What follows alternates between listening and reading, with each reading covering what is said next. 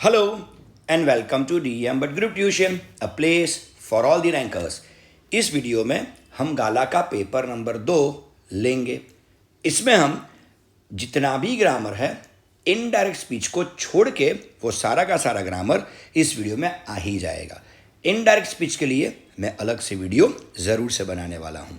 चलिए सबसे पहले शुरू करने जा रहे हैं। सबसे पहले अपने 4 MCQ के साथ जो टेक्सचुअल रहते हैं। सबसे पहले चैप्टर नंबर 2 में से ये पैराग्राफ हमको पूछा गया है। सबसे पहले वाले क्वेश्चन की ओर आगे बढ़ते हैं। In his childhood Nelson Mandela was free to, यहाँ पे आंसर आएगा ऑल ऑफ दिस, यानी नेल्सन मंडेला सर कौन सी 3 चीज़ें करने के आदी थे अपने बचपन में। तो option A, run in the fields near his mother's hut. Option B, swim in clear stream that ran through his village. Option C, roast mealies under the stars. चलिए नंबर 2 की ओर आगे बढ़ते हैं। Riding the broad backs of slow moving bulls is viewed by Nelson Mandela as, बहुत ही बढ़िया वाला क्वेश्चन है। यहाँ आंसर आएगा option A, a gesture of freedom. बहुत सारे बच्चे ऐसा सोचते हैं कि जहाँ पे भी हो ऑल ऑफ दीज या ए एंड बी बोथ वही आंसर होता है। नहीं, ऐसा ज़रूरी नहीं होता। आपको थोड़ा ध्यान से पैराग्राफ पढ़ने की ज़रूरत इन सभी जगहों पर रहती है। चलिए नंबर 3 की ओर आगे बढ़ते हैं। Nelson Mandela began to hunger for freedom when, यहाँ पे आंसर डेफिनेटली आता है option D, both A and B. अब वो कब से भैया हंगर कर रहे हैं अपनी फ्रीडम के लिए? तो option A, he began to learn that his boyhood freedom was an illusion, और option B, he discovered as a young man that his freedom had already been taken from him। तो यहाँ जवाब answer आ रहा है अपना option A and B both. चलिए number 4 की ओर बढ़ते हैं। As a young man in Johannesburg Nelson Mandela yearn for such freedom as, तो यहाँ आएगा option A, not to be obstructed in a lawful life। तो यहाँ हमने हमारे MCQ खत्म किए चारों के चारों।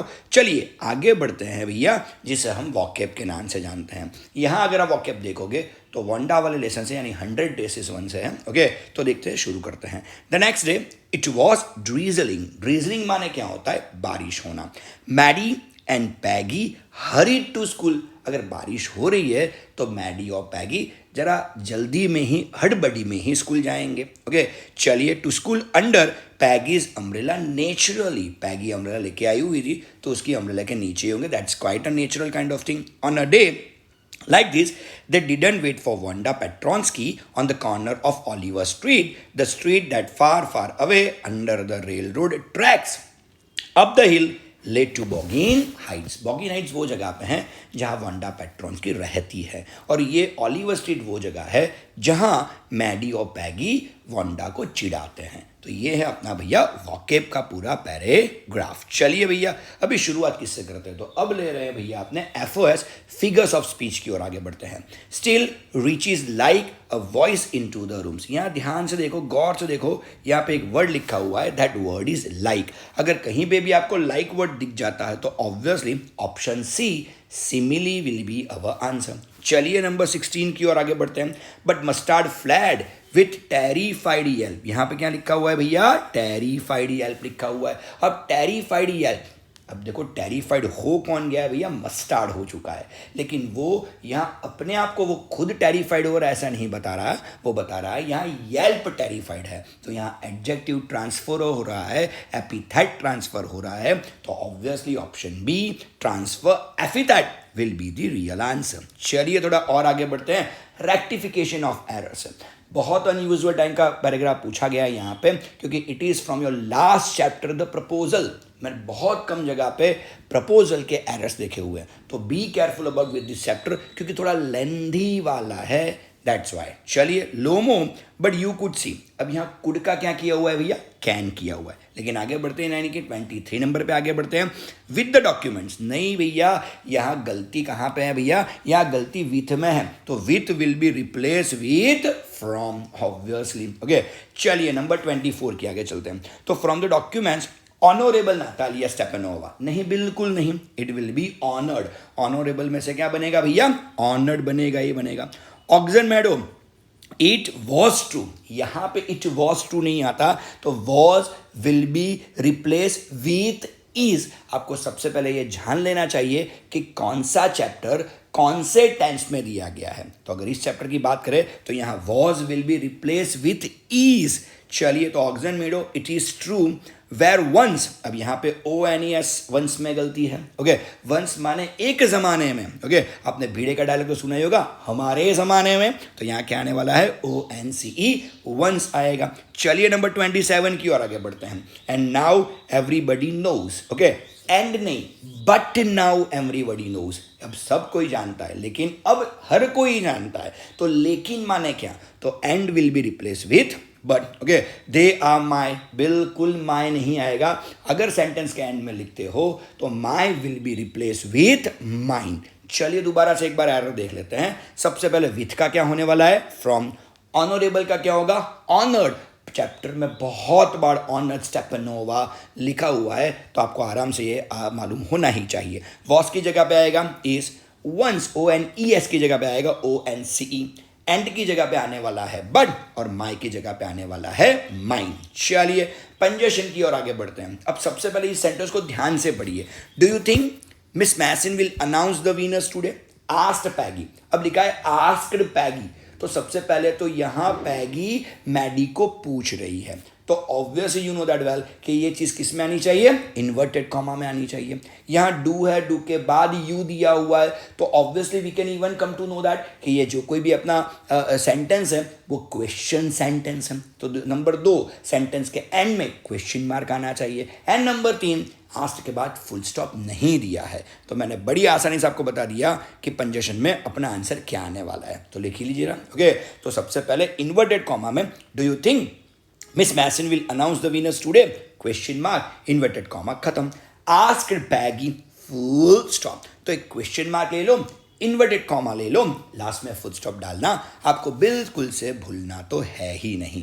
चलिए, so that was all about our punctuate the para. Okay, थोड़े आगे बढ़ते हैं। अब ये नई वाली चीज़ है, शायद आपको लास्ट ईयर के पेपरों में ये सारी चीज़ें नहीं दिखेंगी, क्योंकि ये नाउन प्रेपो वाली ब्लैंक्स थोड़ी कम दिखती थी। चलिए शुरुआत करते हैं भैया। Blank she had enough money, यहां पे आएगा सबसे पहले में आएगा after. So after she had enough money saved her next problem was how. यहां पे अगर पैराग्राफ को सोचोगे तो madam rides the bus. Okay, Valli वाला लेसन है ये। Okay, so after she had enough money saved her next problem was how to sleep out of the house. कि भैया घर से निकले तो निकले कैसे, बस की राइड में तो जाना चाहते हो, लेकिन घर से निकले तो निकले कैसे।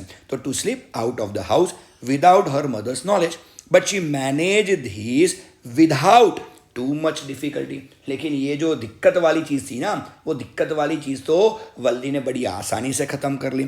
Every day after lunch her mother would nap from about 1 to 4 और सो।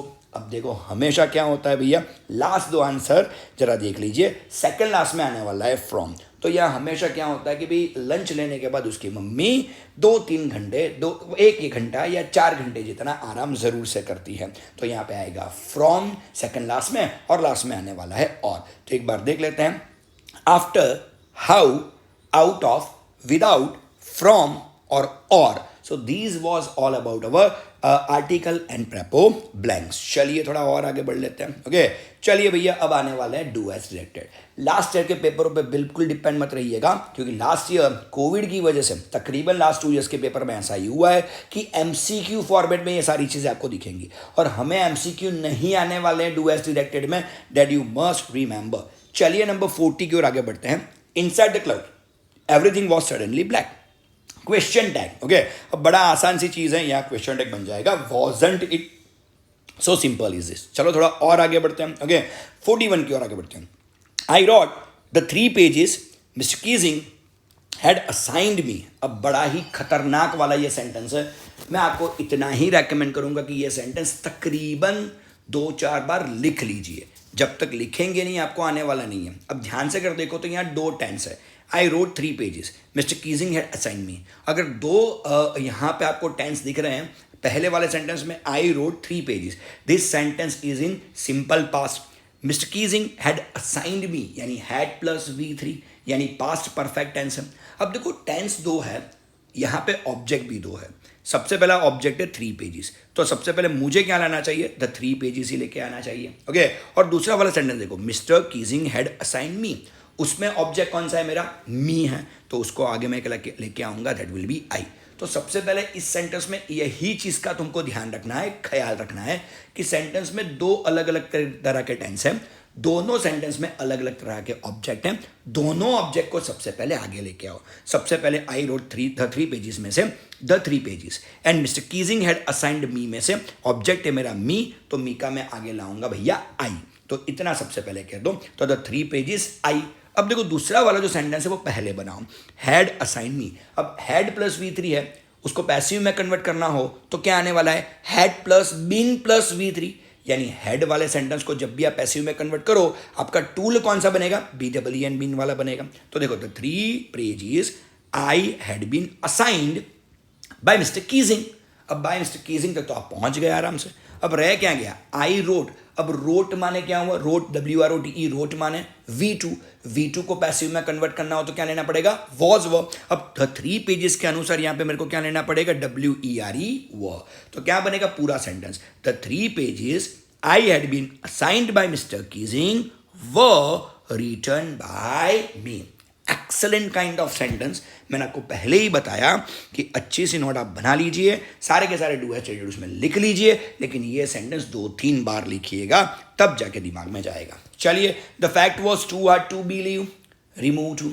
अब इजी वाला सेंटेंस है वैसे देखा जाए तो, ओके। तो यहाँ पे सबसे पहले रिमूव टू बोला गया है तो TW2 की जगह पे सो डालेंगे, तो the fact was so hard that.